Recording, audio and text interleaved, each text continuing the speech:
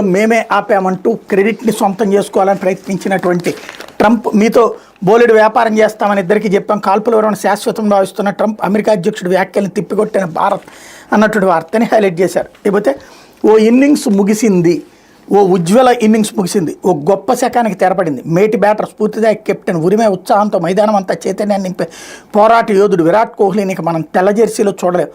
T20 లీగులకు విపరీతంగా ఆదరణ పెరుగుతున్న కాలంలో అభిమానులను టెస్ట్ క్రికెట్ వైపు ఆకర్షించి వారిని ఆట కతుక్కుపోయేలా చేసి ఉత్తేజపరిచి తొలగించిన కింగ్ సుదీర్ఘ ఫార్మాట్ గుడ్ బై చెప్పేశారు. దాదాపు దశాబ్దంన్నర పాటు టీమిండియాకు వెన్నెముకలా నిలిచిన అతడు దీర్ఘ ఫార్మాట్ నుంచి తక్షణమే రిటైర్ అవుతున్నట్టు సోమవారం ప్రకటించారు. మీరు టీ20 నుంచి రిటైర్ అయిన కోహ్లీ ఇక వన్డేల్లో మాత్రమే భారత్కు ప్రాతినిధ్యం వహిస్తాడు. అతడు బ్యాట్తో పరుగులు వరద పారించడమే కాదు, సారథిగా భారత్ జట్టు టెస్టులాడే తీరునే మార్చేశాడు.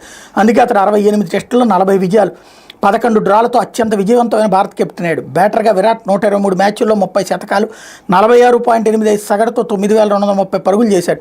బోర్డర్ గవాస్కర్ సిరీస్లో భాగంగా జనవరిలో సిడ్నీలో ఆడిన 5వ టెస్ట్ క్రికెట్ కెరీర్లో ఆఖరి టెస్ట్ 2027 వన్డే ప్రపంచ కప్ వరకు 50 ఓవర్ల ఫార్మాట్లో కొనసాగాలన్నది కోహ్లీ లక్ష్యం అన్నటువంటి వార్తని హైలైట్ చేశారు. లేకపోతే స్థానిక గిరిజనులకే ఏజెన్సీలో ఉద్యోగాలు ఏజెన్సీ ప్రాంతాల్లో స్థానిక గిరిజనులకు ప్రభుత్వ ఉద్యోగాలు 100% రిజర్వేషన్ కల్పించేందుకు కట్టుబడి ఉన్నామని ముఖ్యమంత్రి చంద్రబాబు స్పష్టం చేశారు.